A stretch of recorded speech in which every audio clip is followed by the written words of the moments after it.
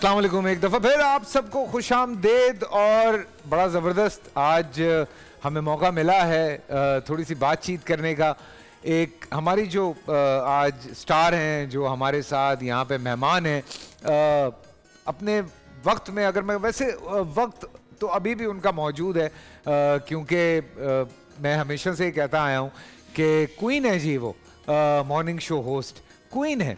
और जैसे मैं आमिर के बारे में बात करता हूँ तो मैं ये बताता हूँ आप लोगों को, ये बड़ा ज़रूरी है हम ये ज़रूर बताएं लोगों को कि ये सारा जो सिलसिला चल रहा है, जो आजकल बच्चे टीवी देख रहे हैं उनको पता होना चाहिए कि ये रमज़ान ट्रांसमिशन का जो सिलसिला है ये आमिर लियाकत हुसैन ने शुरू किया, इसमें कोई दूसरी राय नहीं है। लेकिन अगर हम मॉर्निंग शोज़ की बात करते हैं तो ख़वातीन में जो नाम उभर के सामने आया, जिनको हम क्वीन, उसमें आज वो यहाँ पे मौजूद हैं। वेरी टैलेंटेड, बहुत फ़नी हैं, बहुत मजाक करती हैं और बड़ी विटी हैं अपने उनके जितने भी आप प्रोग्राम्स देखते हैं उसमें। लेकिन आज उनको जब हम यहाँ पे देखेंगे, उनसे बात करेंगे तो उनके बारे में बहुत कुछ जानेंगे।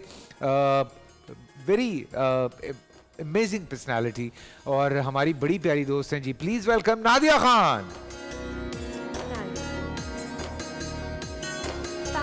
अस्सलाम वालेकुम नादिया, कैसी हैं आप? रमजान मुबारक। आपको भी बहुत बहुत मुबारक। पूरे साल बाद आ रही हूँ। पूरे साल बाद? हाँ, पूरे साल के बाद। देखिए साल गुजर गया नादिया, पता भी नहीं चला। हाँ, आपको पता चला?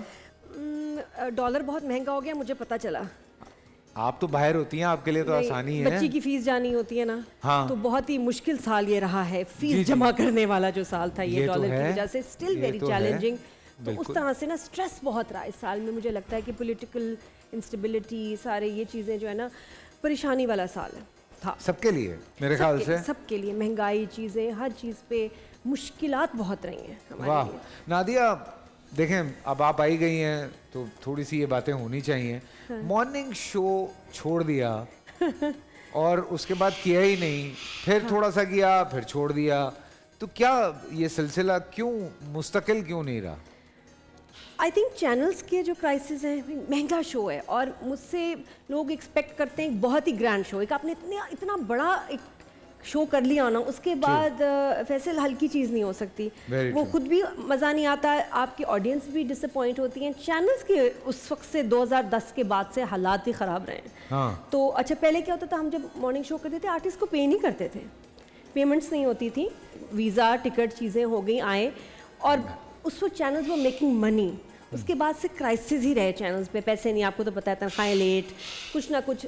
मॉर्निंग शो एक बहुत बड़ा हाथी है जिसको पालने के लिए बहुत बजट चाहिए, वो चैनल्स के पास है नहीं। तो मैंने जब ज्वाइन भी किया तो बजट्स और ये देख के मैं कहा यार मज़ा नहीं आ रहा, बहुत कुछ बदल गया। आई थिंक वो उसका बेस्ट टाइम था। मैं अपनी बात कर रहा हूँ, ये ज़रा पुरानी बात है, कभी शॉपिंग वॉपिंग करनी होती थी या कोई फिल्म रिलीज़ होती थी तो उससे बहुत सारी अंग्रेज़ी फिल्में पाकिस्तान में बहुत बाद में आती थी, तो दुबई में पहले लग जाती थी। नादिया खान दुबई में शो करती थी तो हम नादिया को मैसेज करते थे, खुदा के वास्ते बुला ले यार, हमें फिल्म देखनी है। तो आगे से कहती थी अबे अभी तो 2 महीने हुए, कैसे बुलाऊं, मैं क्या जवाब दूंगा? हमें नहीं पता यार, मॉर्निंग शो में बुला लो, हम कौन से पैसे ले रहे हैं। क्योंकि स्टे और जो फ्लाइंग है वो फ्री होती थी। और नादिया के ये अच्छी बात होती थी, तूने 3 दिन रुकना है, 4 दिन रुकना है, रुक जा, मैं करवा दूंगी। यही तो मुझे पसंद थी कि वो उस वक्त ऑनेस्टली ऐसी पावर थी, किसी को आपने 4 लाख देने हैं, 5 लाख देने हैं, मैं अपने अकाउंट से निकाल के दे देती थी। कितनी दफ़ा ये हुआ है। हाँ। कि अच्छा ये नहीं, ये ले लो आप, मुझे पता था कि ये चीज़ें रीइंबर्स हो जाएंगी। वो चैनल का टाइम, और आप जो कह रहे हैं ना एक्सटेंशन, लोग आराम से ठहरे में इतना एंजॉय करते थे। आर्टिस्ट वो यहाँ नहीं करते, यहाँ घड़ी देख रहे होते हैं क्योंकि दूसरे जगह भी जाना है, दिहाड़ियाँ लगी हुई हैं सबकी। हाँ। वो जो दुबई में आके आर्टिस्ट खुलते थे, एंजॉय करते थे, वो यहाँ मैंने आर्टिस्ट में भी देखा कि वो वैसे रिलैक्स नहीं है। हम बड़ी मस्तियाँ हमने की हैं तुम्हारे शो पे, मुझे याद है।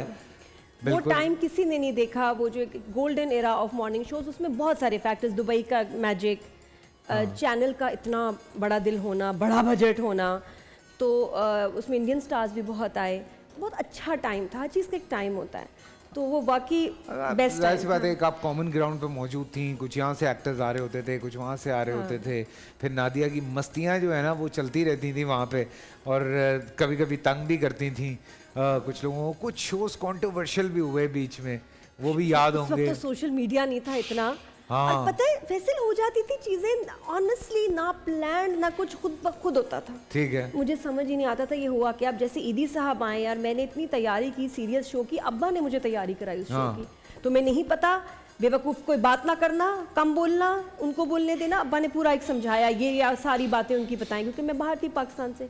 जब आए एक लिस्ट है मेरे पास, मैं बोलने लगी हूँ और वो बात ही नहीं हुई उसमें, वो मजाक करने लग गए।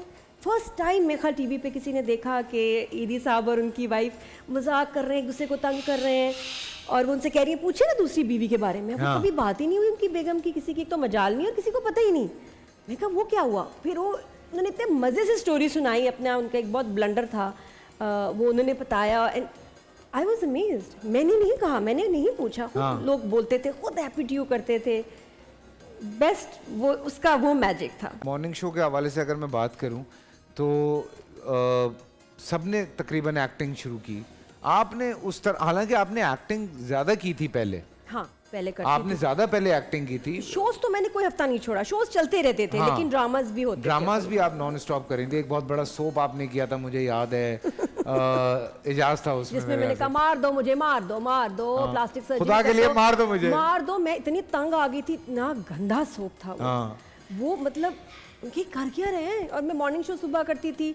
अब सुबह मेरा मॉर्निंग शो कितने बजे खत्म हुआ? 11:30 11।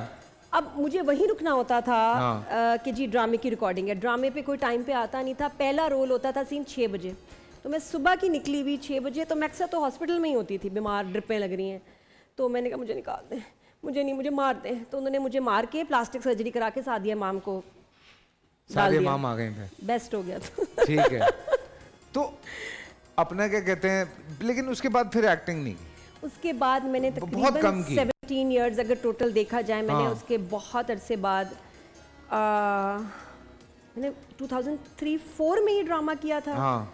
उसके बाद फिर मैंने अभी जब किया है ऐसी है तन्हाई, after many years. After so many हाँ, बिकॉज मैं दुबई कराची उसके बीच में भी ना शटल करती रही हूँ, वहाँ जाके शिफ्ट हो गई, वहाँ बच्चे पढ़ रहे।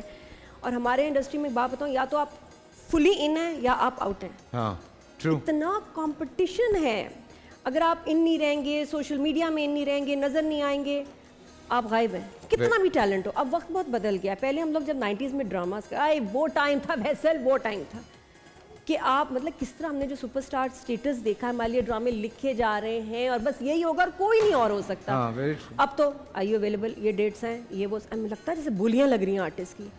तो वो बहुत अच्छा टाइम था, बट स्टिल हाँ असल एक्टिंग में मैंने चैनल्स कम भी किए। कम थे नादिया, जो सबसे अच्छी बहुत मजे की। सबसे अहम बात है वो ये है कि चैनल्स कम थे और उसकी वजह से काम जो है वो बड़ा सुकून से होता था। अब तो आपको एक तो 7 बजे से ड्रामे शुरू होते हैं, हाँ। जो रात को 10 बजे तक चलते हैं, ठीक है, चाहे वो एंटरटेनमेंट चैनल हो चाहे न्यूज़ चैनल हो, हर तरफ ड्रामे ही चल रहे हैं। बिल्कुल, तो वो बस फिर लाइफ में इस तरह मुश्किल नहीं। मैंने फिर बीच में ड्रामास किए, तो मैं दुबई में बच्चे थे, मैं 2 हफ्ते पाकिस्तान 10 दिन दुबई, 2 हफ्ते पाकिस्तान 10 दिन दुबई, मैंने ऐसे भी लाइफ गुजारी है 2 साल। फिर मैं ड्रामे से भी थक गई, मैंने कहा नहीं बहुत टायरिंग है। शुरू में मुझे याद है नादिया, तुम्हारा एक प्रोग्राम आता था जिसमें फिल्म्स की तुम क्रिटिक्स करती हाँ, थी, हाँ, हाँ। क्या नाम था उसका? लॉलीवुड। पहले लॉलीवुड टॉप 10 था, बॉक्स ऑफिस था, एंड हमने रिवाइवल ऑफ सिनेमा किया उसमें। हाँ, और इसलिए मेरी फिल्म आर्टिस्ट जो इस दौर के इतनी इज्जत करते हैं, हाँ। क्योंकि उनकी फिल्मों को चढ़ाना, गिराना, ऑनेस्ट बात करना हम करते थे और इतना बोल्ड बोलते थे, वैसे कोई एक्टर माइंड नहीं करता था, कोई एक्टर माइंड नहीं करता था, आके बल्कि कहते थे यार आपने सही अच्छा कहा। नहीं, एक्टर्स next तो time अभी we भी will माइंड नहीं improve। करते। अभी चूंकि वो वाला शो जो मैं भी जज कर रहा था अब उस पे आप आ गई हैं, जी जी, तो लेकिन आपको मिस कर रहे हैं वहाँ हाँ मुझे पता है बहुत ज्यादा। लेकिन और मेरा यहाँ होना ज़्यादा ज़रूरी था। नहीं, रमजान ट्रांसमिशन के बाद कह दो कि वापस आ रहे हो।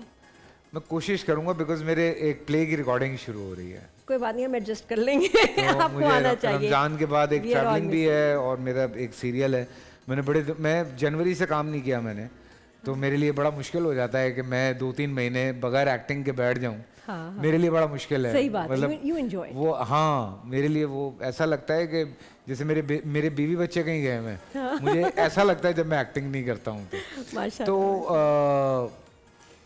उसमें अब जाहिर सी बात है, आप जो क्रिटिसाइज़ कर रही हैं, जब मैं भी कर रहा था, कुछ एक्टर्स को मैंने भी किया, मेरी उनसे मुलाकात हुई है, एंड दे वर सेइंग कि फैसल भाई यू आर एब्सोल्युटली राइट, आप सही बात कर रहे हैं, हम तो ये बात कर रहे थे वहाँ पे, हम ये यूं कह रहे थे, हम ये यूं कह रहे थे, लेकिन कोई सुन नहीं रहा था। तो अब हम क्या करें, आप बताएं। तो मैंने कहा भाई मैंने तो जो देखा है मैंने उसके बारे में बात की है। I was not talking about you, I was talking about the character. Correct. ठीक है, आप अभी रिसेंटली देख लें, माहिरा खान और अनवर मकसूद साहब के पीछे पड़े हुए हैं लोग जी। वो मुझे बात नहीं समझ आई, वो क्लिप मैंने नहीं देखी, वो क्या था? माहिरा ने कोई सवाल किया था ड्रामों के हवाले से कि औरत औरत से क्यों लड़ रही है। ठीक है। तो अनवर साहब चूंकि वो एक मिजाह का वो ताल्लुक अलग है, तो उन्होंने दो ऐसे नाम ले लिए। तो उन्होंने कहा, हालांकि अनवर साहब ने कहा भी कि ये इनका ताल्लुक इस बात से नहीं है, मैं वैसे ही नाम ले रहा हूँ। सही। तो वो बस वो जो आपको पता है इस वक्त तो आप कहीं पे कुछ भी कह दें, हाँ, तो वो लोग उसको एडिट करके। मॉर्निंग शो पे मैं देख रही थी जो हुमा उसमें होती हैं, वो तो बहुत इनको डांट रही थी। तो मैंने कहा यही माहिरा ने ऐसे किया, माहिरा को ये नहीं करना चाहिए था, अनवर साहब ने ऐसे किया। तो मैंने वो क्लिप देखनी है कि इतने गुस्से से लोग बात कर रहे हैं। होता ये है कि अभी जैसे आपने भी जब प्रोग्राम किया है उसमें आपने देखा होगा कि पता नहीं वो आपकी बात हुई नहीं हुई, मुनीब भट्ट वाले कैरेक्टर का एक क्लिप था। हाँ। ठीक है, वो नबील भाई का और उस बच्चे का एक बिल्कुल सीन था। वो ड्रामा लोगों ने देखा नहीं। ठीक है, और उस क्लिप के ऊपर लोगों ने आधे आधे घंटे की वीडियोस बना दी हैं। लोग इतनी इतनी लंबी बातें कर रहे हैं। मुझे भी यूएस से वो क्लिप पहले आई थी, मैंने ड्रामा नहीं देखा था। और उसमें साइकाइट्रिस्ट मेरी फ्रेंड है यूएस में, कहती है देखो पाकिस्तान में अब ये शुरू हो गया propaganda, it's coming to Pakistan also. और मैं वाकई वो देख के मेरे हुआ कि मैं नबील को फोन करूं, नबील ये क्यों किया तुमने? I thought it was just a clip. इत्तेफाक ये है कि मैं पहले ड्रामा देख चुका था। मैंने नहीं ड्रामा देखा था। मैं ड्रामा देख चुका था, तो मुझे एग्जैक्टली पता था। तो मैंने उसी वक्त कहा कि they are not talking about transgenders, they are talking about intersex. Correct. So you need to understand कि एक अल्लाह ताला की मखलूक है जिसको उसकी सौतेली माँ इस तरह से पुश कर रही है, और बाप नहीं चाहता कि ये सब कुछ हो, तो वो उसको बड़े आराम से समझा रहा है। लोगों ने उस पर वाविला मचा दिया। यही बात है, जब पूरी बात ना पता हो तो इवन मेरे जैसा बंदा भी कंफ्यूज हो गया कि यार ये प्रोपेगेंडा बनाया, लाइक नबील नहीं ऐसे कर सकता कि मेरे बहुत सारे ग्रुप्स पे शेयर हुआ कि एक बस क्लिप अवेयरनेस के लिए डाली है। क्योंकि बाहर इस वक्त वैसे बहुत मुश्किल हो नहीं वो बाहर तो यहाँ पे भी मसले मसाइल चल रहे हैं। वहाँ अभी मैं यूएस से ही आई तो मेरी बहुत सारी डॉक्टर्स फ्रेंड्स हैं, वो इतने परेशान हैं कि वहाँ हम लोग स्कूल्स में हमारे बच्चों को अब सिखाया जा रहा है ना तुम ही हो ना तुम शी हो, इट्स अप टू यू। और मैंने वहाँ बाथरूम देखे, नो जेंडर बाथरूम, या अब इस चीज़ को बहुत तो बच्चे कंफ्यूज हो गए। तो अब वो मेरी फ्रेंड कहती है कि मैं मुस्लिम हूँ, मैं बच्चे को अगर ये वाकई बाहर बहुत मुश्किल ज़िंदगी है, वो कहती है अगर मैं इसको कहूँ कि तुम्हारे गलत ख्याल हैं तो मुझे यहाँ मेरा लाइसेंस कैंसिल हो जाएगा कि हाउ डेयर यू तुम। लेकिन एज अ मुस्लिम मुझे उसको बताना है, लेकिन मैं बता नहीं सकती। और माँ बाप मुझे कह रहे हैं हाय बताओ उसको कि ये गलत है, ये ऐसी सोच ठीक नहीं है, क्यों ऐसे कह रही है। अब हालांकि उनके वो मेडिकल मसले भी नहीं है, जस्ट दे फील कि क्योंकि आसपास हो रहा है तो इट्स फाइन, ना मैं ही हूँ ना मैं शी हूँ। अच्छा नहीं, उसमें तो ये वाला भी है कि अगर आप फील कर रहे हैं आप कुत्ते हैं तो आप लिख सकते हैं मैं कुत्ता हूँ। ये भी आ गया, ये भी है ये भी आ गया। हाँ, कि मतलब देयर इज नो लाइन। और मुझे लगता है कि आने वाले साल ये बहुत वहाँ की फैमिलीज के लिए मुश्किलात। लेकिन ये पता है ना, ये एक ऐसा बबल है जो कि बर्स्ट होगा, और इंशाल्लाह ये होगा बर्स्ट। बिकॉज़ डिज्नी की फिल्म्स बन रही हैं इसके ऊपर, मूवीज बन रही हैं, बच्चे कार्टून्स में दिखा रहे हैं, सारा कुछ डिस्कस हो रहा है। और ये बहुत बड़ी कैंपेन है, ये बहुत बुरी तरह बहुत बड़ी कैंपेन है, इस पे बहुत खर्चा किया है। और इसको वो जगह जगह फैलाएंगे। और हमें आज से ख़ास तौर पे रमज़ान में बहुत ख्याल करना है कि हमने अपने बच्चों के एक्सपोजर को कंट्रोल करना है। हाँ। मत उनको सब कुछ दिखाएं। हम कहते हैं ना कोई नहीं उनको कुछ बातें नहीं देखनी, पहले खुद देखें और फिर बच्चों को दिखाएं। जो इन्फॉर्मेशन आती है, मेरे घर में एक सीधा सा रूल है कि हम या तो एक जगह बैठ के देखते हैं, क्यों सिर्फ लाउंज में टीवी है। हाँ। ठीक है, तो वो जो बैठ के देख रहे हैं साथ देख रहे हैं, या मैं पहले देख चुका होता हूँ या सना पहले देख चुकी होती है, फिर हम बच्चों को अलाउ करते हैं कि अच्छा आप ये देख लें। दूसरी बात, मैं आप लोगों को एक छोटी सी अवेयरनेस दे दूं। ये आप लोग देखते होंगे बच्चों की पेंसिल्स, रबर्स, ये रेनबो कलर्स के होते हैं, तो कोशिश करें कि वो ना ख़रीदें बच्चों के लिए। ये उनका माइंडसेट जो है ये इस तरफ टर्न कर रहे हैं। देखें, एज ए मुस्लिम मैं इस बात पे कभी भी अग्री नहीं करूँगा कि हम इस तरफ लोगों को कन्वर्ट करें। अल्लाह ताला ने एक निज़ाम बनाया है। हज़रत लूत अलैहिस्सलाम के दौर में जो एक कौम थी, उसको जिस वजह से पूरी गारत कर दी गई थी वो कौम, उसकी बहुत सारी वजूहात हैं। और आज के दौर में अगर इस उम्मत पे कोई अजाब मतलब अब उस तरह से कलेक्टिवली अजाब नहीं आता है, उसकी चूँकि बहुत सारी वजूहत हैं। हुजूर पाक सल्लल्लाहु अलैहि वसल्लम ने अल्लाह से ये दरख्वास्त की थी कि कलेक्टिवली अब अजाब ना आए, इंडिविजुअली अगर किसी के ऊपर कुछ मसला आता है वो आ जाए, कलेक्टिवली पहले तो पूरी कौम तबाह कर दी जाती थी कि ये हो रहा है पूरी कौम तबाह कर दी गई, वो हो रहा है पूरी कौम तबाह कर दी गई। लूत अलैहिस्सलाम के दौर में जब ये सारा मसला हुआ था पूरी कौम तबाह कर दी गई। जिब्राइल अलैहिस्सलाम ने पूरी बस्ती ऊपर उठा के मुंह के बल ज़मीन पे दे मारी थी। तो ये सारी चीज़ें इस्लाम में मौजूद हैं। तो खुदारा आप अपने बच्चों को थोड़ा अवेयर रखें इस चीज़ से, और अल्लाह ताला का जो एक नेचुरल सिस्टम है, जो एक जो हकीकत है, जो रियलिटी है, मेरी दरख्वास्त है आप लोगों से कि अपने बच्चों को थोड़ा, बच्चे स्कूल में ये पढ़ रहे हैं, हाँ, टीचर जो कि आपकी आइडियल होती है और आपकी दूसरा घर होता है, आप सीखते हैं वहाँ। जब टीचर ये कह रही है इट्स ओके। अगर आप अमेरिका में तो टेक्सास चले जाएं। मैं तो ये कह सकता हूँ टेक्सास में सख्ती है, टेक्सास में कोई कुछ नहीं किसी को बता रहा है, टेक्सास में बहुत सख्ती है। अगर आप अमेरिका में, कनाडा में है तो मैं कुछ नहीं कह सकता। केस आ गए हैं बहुत, हैं वहाँ भी बड़े मसले। फिल्म्स की ऑफर्स हुई, क्यों नहीं की? इजाजत, घर में मसले मसाइल। अच्छा, शुरू से एक फिल्म वाला एक, और किस एरा की फिल्म की बात कर रहे हो पहले तो ये बताओ। जो आजकल जो बन रही हैं यार, अच्छी फिल्में तो बन रही हैं। 90s की ना करती, सैयद नूर को भी नाराज किया हुआ। ठिंका ठिंका, हाँ। वहाँ इवन इंडिया से जो फिल्म्स की ऑफर भी आती थी, जो मुझे था नहीं, मुझे लगता है एक बड़ा बोल्ड मीडियम है। मैं अपने आप को स्क्रीन, मैं अपने ड्रामे नहीं देखती, मैं अपने आप को सिनेमा की स्क्रीन पे देख के खुद क्या बात कर रही हैं आप? नहीं देखती, मुझे शर्म आ, मैं अपने आप को देखती, मुझे शर्म आती है। मुझे अजीब लगता है। ये क्या बात मैंने हुई? कभी अपने ड्रामाज नहीं देखे, शोज, आई डोंट नो, मैं बहुत फ्लॉज निकालती हूँ, अजीब सा लगता है मुझे, मैं कॉन्शियस हो जाती हूँ। मेरी अम्मी देखती थी बार बार रिपीट में भी देख रही है, मैं कहती, अम्मी मुझे बुलाती थी, मैं कहती अम्मी ना देखा करें बार बार। ये क्या बात हुई? पता नहीं, मुझे शर्म आती। ये तो बड़ी मतलब होता है कभी कभार, मतलब मैं भी कम देखता हूँ, लेकिन कुछ चीज़ें हैं जो मुझे लगता है कि शायद सही नहीं हो रही, तो मैं देख के उसको कहता हूँ अच्छा इसको ये ट्यून कर सकते हैं, वो ट्यून कर सकते हैं। तो थोड़ा सा काम तो देखना जरूरी है, देखना चाहिए, बस मैं नहीं देखती। अब ये क्या लीज़ा देख के मुझे बता देती है। अच्छा, हाँ, और उसको कनाडा में रह के उसको एग्जैक्टली पता है कि जी हेलो ने मेरे बारे में क्या पोस्ट किया है, क्लिप्स आ रही है, नीचे कमेंट्स क्या लिख रहे हैं, मुझे भी नहीं जो पता होता वो वहाँ से रिपोर्ट दे रही है। सोशल मीडिया के दौर में अब और जब वो आपकी बहुत बड़ी, मैं बताऊँ, फ़ैन है अलीज़े, और अलीज़े ने वहाँ कनाडा में जितने उसके इंडिया के चाइनीज़ फ्रेंड्स या जहाँ के उनको आपके ड्रामे दिखाती है, पाकिस्तान की ड्रामे दिखाती है, ये जो कोक स्टूडियो, उसके गाने उसने वहाँ ऐसे यूनिवर्सिटी में अपने वायरल कर दिए हैं। वाह वाह, वो माशाल्लाह करती है ये। नहीं बहुत अच्छी बात है बच्चों को तो। लेकिन देखें जो पेरेंट्स ऑब्वियसली बाहर हैं, मेरे ख्याल से समझाने का एक बहुत आसान तरीका, आपके पास अल्लाह ताला की दी हुई बेहतरीन किताब है, और उस किताब को अगर आप खुद भी पढ़ें और समझें तो मेरे ख्याल से बच्चों को समझाना भी आप लोगों के लिए आसान हो जाएगा। मुसलमान घराने का बच्चा है अगर, तो वो इस चीज़ को ज़रूर अंडरस्टैंड करेगा कि वो हमने थोड़ी मुकाबलेबाजी में लोगों के साथ चलना है कि भाई ये कनाडा में हो रहा है, यूके में हो रहा है तो हम भी यही करेंगे, कोई ज़रूरी नहीं है। और अल्लाह ताला बस बेहतरी करे, तरबियत आपकी अच्छी हो, बच्चों को बताते रहें, वो सुन रहे नहीं सुन रहे, आप बस बोलते जाएं बोलते जाएं। अब वो रिवाज नहीं रहा। मैंने देखा कि बड़े भी जो ना पेरेंट्स ग्रैंड पेरेंट्स बैठ के इस्लामी कहानियाँ नहीं सुना रहे होते जैसे हमें बचपन में सुनाते थे, अब वो भी नहीं कर रहे होते, कहते बच्चे सुनते ही नहीं। तो मैंने कहा नहीं, सुनाते रहा करें। हाँ, सुनाते रहें। ऐसे कहानी सुनाएंगे ना बच्चों को कभी नहीं भूलती। बिल्कुल, बहुत आसान, बल्कि बचपन से अगर बच्चों को, और हमारे टीवी पे आने चाहिए। मुझे आज तक समझ नहीं आई कि इस्लामिक स्टोरीज क्यों नहीं आती हमारे टीवी पे, किसी चैनल पे भी, क्यों?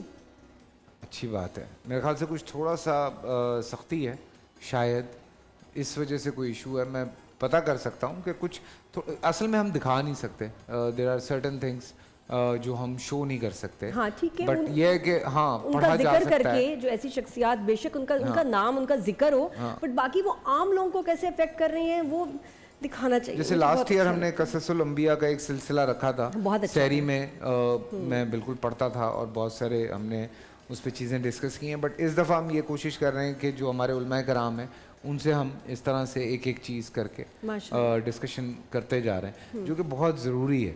सो नादी, यूट्यूब पे काफ़ी सारी ब्लॉगिंग भी हो रही है, चीज़ें भी हो रही हैं, कई दफ़ा क्रिटिसिज्म भी खामखा आता होगा। जी। सोशल मीडिया आपको नहीं लगता एक ऐसी जगह बन गई है जहाँ पे कामयाब इंसान के पीछे वो लोग पड़ गए हैं जो ज़िंदगी में खुद कुछ नहीं कर पा रहे हैं? बिल्कुल, ये जो इस तरह की बोलने की आज़ादी है ना, ये हमारी लोगों के लिए नहीं है, क्योंकि इतनी ना तालीम है ना इतना शऊर है, ऊपर से फ्रस्ट्रेशन है। बिल्कुल। उसमें आप उनको कलम दे दें, भाई लिखो, ये बहुत बड़ी पावर है, लेकिन हमारे लोग इसके लिए रेडी नहीं है। और मुझे तो लगता है कि कमेंट्स तो ऑफ कर देने चाहिए, क्योंकि कहीं ना कहीं आपसे कोई सड़ता है, तंग होता है, आपका एक्स हो सकता है, आपके कुछ से पुराने मतलब तलकात हो, या घर में कोई और मसला हो, कोई रिश्तेदार आपके पीछे पड़ जाए, लिख रहा है, और आप कहते हैं यार ये क्या है, कुछ भी कह सकते हैं ना किसी के बारे में, यार ये तो धोखेबाज है, यार ये तो फला ये है। ये आज़ादी नहीं होनी चाहिए, क्योंकि वो तो मॉनिटर करते नहीं हैं यूट्यूब वाले, और आप खुद फजूल में बदनाम हो जाते हैं। बहुत गलत है ये कमेंट्स वाला सेक्शन, बंद हो जाना चाहिए एटलीस्ट पाकिस्तान में। एटलीस्ट पाकिस्तान में, हाँ मुझे ये लगता है, क्योंकि इसका फ़ायदा तो है लेकिन ज़्यादा नुकसान हो रहा है। नुकसान भी हो, लेकिन मुझे ऐसा लगता है कि समहाउ अब कुछ फैंस हैं आपके, जो हार्डकोर फैंस होते हैं, वो आपकी जगह पे जवाब देने के लिए तैयार बैठे होते हैं, और वो जब कोई इस तरह की कोई बात करता है तो वही लोग जवाब देना शुरू कर देते हैं। नहीं मतलब मेरे प्लेटफॉर्म में ठीक है, लेकिन जो ड्रामास के नीचे कमेंट्स आते हैं ना, जिसको हम ना एडिट कर सकते हैं ना डिलीट कर सकते हैं, वो नहीं होना चाहिए। हाँ, वो मुझे नहीं पसंद, क्योंकि उसमें कोई आपके पीछे पड़ के आपके बारे में झूठ वूठ लिख देते हैं। अक्सर जैसा मैं भी किसी का इंटरव्यू करती हूँ तो कमेंट्स आते हैं, मैं उनको मॉनिटर करती हूँ, हटा देती हूँ। बहुत ज़रूरी है। तो बाकी चैनल्स या प्रोग्राम्स उनके देखना तो उनको चाहिए, मॉडरेटर को नहीं कोई करता, तो चले जाते हैं, बहुत बुरे बुरे कमेंट्स चले जाते हैं। कई दफ़ा आ जाते हैं। वो मैं उसके अगेंस्ट हूँ कि जो शोज़ के नीचे कमेंट्स की सेक्शन होता है। Very true. पूरा साल इंतजार था मुझे इस रमजान में। 30 दिन 6 टीम्स, 12 कंटेस्टेंट्स और कैश का पार्ट। अब गेम वो होगा जिसे आपका नहीं है जिसने जो करना था कर लिया। लाखों आवाम को देने का जिम्मा उनमें है सर। शोर गूंजेगा हर गली नुक्कड़ और दुकान। रमजान लीग बनेगी आपकी पहचान। नारा लगेगा तो पारा चढ़ेगा। गेम शो ऐसे चलेगा। रमजान लीग रोजाना शाम 7 बजे सिर्फ बोल एंटरटेनमेंट पर। बोल एंटरटेनमेंट के शोज देखने के लिए हमारे चैनल को सब्सक्राइब करें और बेल आइकन पर क्लिक करना ना भूलें।